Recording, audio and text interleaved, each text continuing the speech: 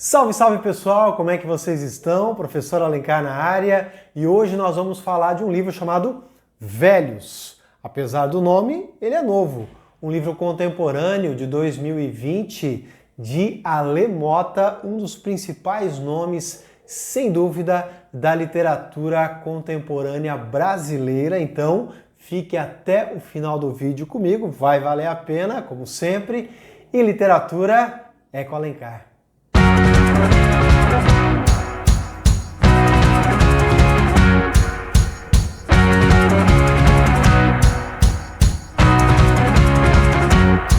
Já é inscrito aqui no canal? Tá acompanhando os vídeos, tá aprendendo, mas ainda não se inscreveu? Por favor, então vai lá, inscreva-se, já sabe, né? Ative o sininho, faça os comentários, tudo isso é muito bom, eu adoro essa interatividade com vocês. Falando um pouquinho de Ale Motta, o nome dela na verdade é Alessandra, mas ela não gosta, eu sei disso porque eu fiz uma live com ela, tá lá no meu perfil do Instagram, @AlencarSchueroff. Vocês podem depois procurar, se vocês não me seguem também, me sigam, por gentileza. Lá no feed você vai encontrar uma live de 1 hora em que eu conversei com a Ale Motta sobre a vida e a obra dela. Ela é de São Fidélis, no interior do Rio de Janeiro. Hoje em dia mora em Niterói com a sua família e exerce a profissão de arquiteta. Vejam vocês, ela é formada pela UFRJ, é uma arquiteta bem requisitada, trabalha bastante, pelo que ela me falou, e também tem adentrado, e muito bem, o universo da literatura. O primeiro livro dela, literário, de projeção, foi Interrompidos, de 2017, e na sequência vem Velhos, de 2020. Sobre o próprio livro, a autora diz: O meu Velhos é um livro de contos, microcontos, que são narrativas curtas. Eu gosto de chamar de textos curtos, onde a prioridade é a concisão, mas chame como quiser. O que é um texto conciso, minha gente? É o mesmo que? Me dá sinônimos? Enxuto, sintético, breve. O Itamar Vieira Júnior, do livro Torto Arado, que já está aqui no nosso canal, é um dos vídeos mais acessados. Inclusive, o Itamar Vieira Júnior escreveu a orelha do livro, que seria essa partezinha aqui. E na orelha, ele comenta que não gosta da palavra microcontos. Ele acha que é algo muito reducionista em relação a esse projeto tão intenso da Ale Motta. Particularmente, eu acho que não. Eu gosto da expressão ou do termo microconto.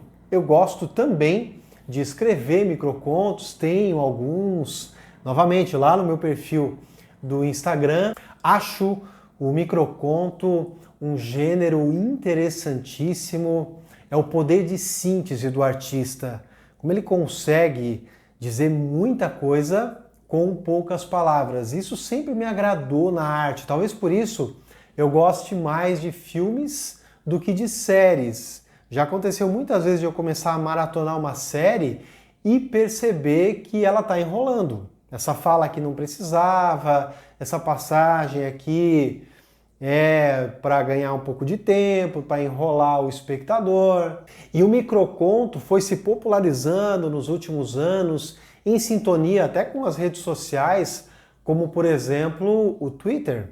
As palavras precisam ser muito bem escolhidas, tudo tem que ser bastante direto, e o livro da Ale Motta também é assim. Não vou dizer que ela adota a mesma linguagem das redes sociais, porque afinal de contas ela tem uma preocupação artística. Então existe toda uma sonoridade, uma preocupação com a estrutura. Mas, em geral, você não vai encontrar palavras de difícil compreensão em Velhos. O tempo que você vai perder, digamos assim, não é em tentar encontrar o significado de uma expressão, de um significante. O tempo que você vai ficar no texto é refletindo, porque a profundidade psicológica filosófica das narrativas da Alemota é algo impressionante. Como surgiu a ideia para esse livro? Pelo que diz a Ale, foi a partir de um grande nome da nossa literatura chamado Marcelino Freire. Ele é um incentivador literário, escritor também, e um dia ele falou para ela que ela deveria escrever um livro sobre a velhice. E ela então aceitou o desafio e começou a escrever no computador dela, fez lá um arquivo chamado Velhos. Sempre que tinha um tempo ou uma inspiração, ela produzia um texto e guardava lá. Quando ela menos percebeu, já havia um livro pronto, era só fazer alguns ajustes e ele acabou saindo. São no total 30 pequenas histórias, algumas preenchem apenas uma página e as histórias vão se alternando entre primeira e terceira pessoa. Então, obviamente, todos os textos versam sobre velhice e eu queria destacar 2 comentários que eu peguei aqui para vocês da própria autora a respeito de como ela trata a questão da velhice. O meu livro nasceu do incômodo de ver muitos velhos ignorados ao nosso redor, ativos, intensos, adaptados à modernidade, solitários, desesperançados, vidas tão interessantes e valiosas. Então nós podemos perceber que ela vai mostrar o velho na sociedade sendo excluído, sendo silenciado, porém, velhice não é sinônimo de doçura e gentileza. A ideia é de deixar bem claro para o leitor que a vida do personagem, a velha, o velho, está acontecendo, com todas as suas pelancas, rugas, bengalas, manias, remédios, impossibilidades e possibilidades, e agora eu vou acrescentar palavras minhas, maturidades e imaturidades, porque a idade não necessariamente quer dizer sapiência, maturidade. Muitas pessoas simplesmente não aprendem com o tempo, com as suas experiências. Particularmente já conheci pessoas mais velhas absolutamente sem noção e pessoas mais jovens extremamente sábias. De cara, o primeiro conto já desconstrói esse estereótipo de bom velhinho, de Papai Noel. Se chama Herança e vou dizer para vocês que quando eu li pela primeira vez fiquei muito impactado. Um livro de contos, de poemas, não é como um romance, em que muitas vezes você tem uma narrativa só. No livro de histórias curtas, são várias narrativas independentes, autossuficientes, ainda que elas tenham um tema em comum, cada uma é independente em relação à outra. Então eu peguei o livro Velhos, que aqui está, li alguns textos aleatórios, gostei muito, e um dia eu sentei em um café e resolvi começar pelo começo. Fui ler Herança. Quando eu terminei, eu passei uns 5 minutos, mais ou menos, pensando, eu disse isso para a própria autora, que achou bastante interessante. Deixa eu pegar o livro de novo aqui e deixa eu ler para vocês o comecinho desse conto, ou microconto. Meu avô é um velho inconveniente, que faz todas as perguntas que não devia fazer nos eventos familiares.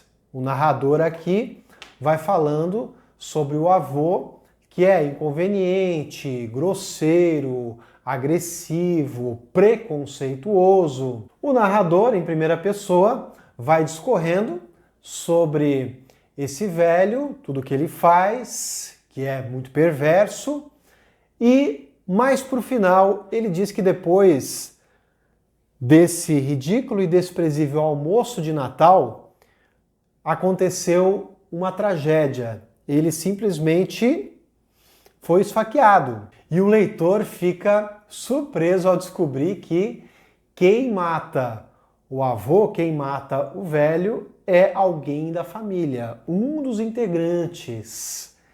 E lá na última frase há aquele chacoalhão que a gente recebe quando está lendo, a maldade que antes estava só no avô, agora está em todos nós. Essa é a herança. Percebam como nós temos aí uma ponta do texto conectada à outra. Quando se trata de um texto muito curto, de um microconto, toda palavra importa, mais do que nunca. Na literatura, há sempre uma grande preocupação dos escritores em relação ao que colocar no texto, o que tirar, né? As palavras elas têm que ser usadas de uma maneira muito consciente. E quando se trata de uma narrativa tão breve assim, mais ainda. O título ele acaba jogando junto com o texto. E observem que o avô em questão não tem nome. Muitos velhos durante o livro não têm. Isso quer dizer que você pode facilmente associá-los a qualquer um, não é ninguém em específico. Eles representam outras pessoas, outros velhos. Falando um pouquinho sobre a questão dos maus tratos, da exclusão, podemos citar também mudanças.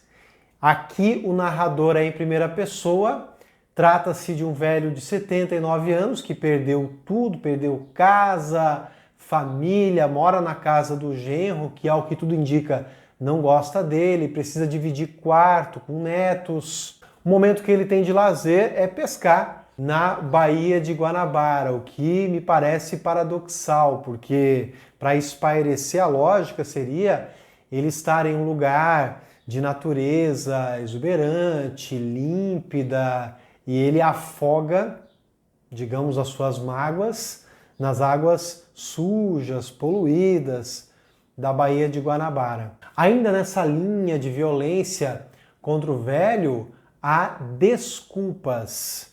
No caso de mudanças, é algo mais psicológico. Agora, algo físico. É um velho, também narrador, que é negro.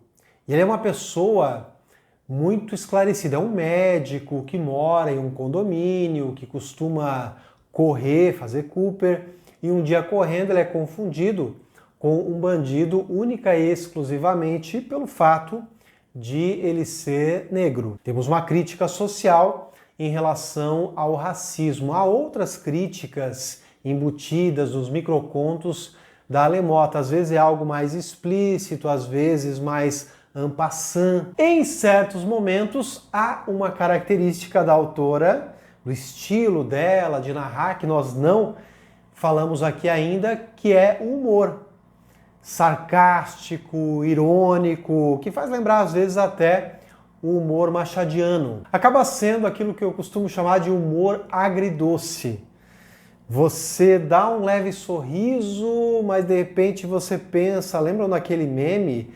Tá certo isso? É o que acontece, por exemplo, no texto Lucros, em que o velho, que é obeso, acaba quebrando a balança de uma farmácia e é filmado por um jovem que estava de iPhone. Esse jovem coloca o vídeo no YouTube, acaba viralizando. O nome do vídeo é Velhão Quebra Tudo. Vou ler aqui um trecho para vocês. A trilha sonora é um funk. A cena repete, repete, um vexame. Meus filhos e seus amigos viram. Meus netos e seus amigos viram. Meus vizinhos e seus amigos viram. Todo mundo que eu conheço viu. Tem mais de 150 mil visualizações.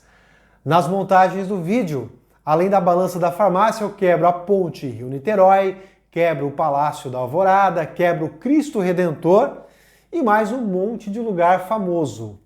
Depois o senhor vai lá pagar o prejuízo da balança e novamente ele é filmado. Da primeira vez, provavelmente ele é filmado por acaso. Da segunda, não. Você já percebe que o jovem está perseguindo, está stalkeando, como se diz, para continuar viralizando na internet. Aí ele faz outro vídeo que é o Velhão Paga Tudo. E ele paga até dívida externa no vídeo. Aqui o assunto são as redes sociais, a tecnologia e como muitas vezes há um descompasso entre as pessoas mais velhas que não nasceram no mundo virtual versus as pessoas mais novas que, desde que se entendem por gente, já estão lidando com telas. Além desse poder de concisão, desse humor a Machado, da qual a Alemota se utiliza aqui no livro, ela também consegue captar alguns detalhes alguns aspectos que são muito específicos de quem é idoso, das pessoas mais velhas. Até perguntei para a Lê se ela convivia com alguém, se ela convivia com o pai, com o avô, se tinha algum idoso morando com ela. Ela me disse que não. Ela só escreveu mesmo com base em observações. Eu cada vez tenho mais claro para mim que todo grande artista é um grande observador. Tá bom, minha gente? Leiam Velhos, vale muito a pena. Eu simplesmente adorei. Valeu? Um abraço, até a próxima.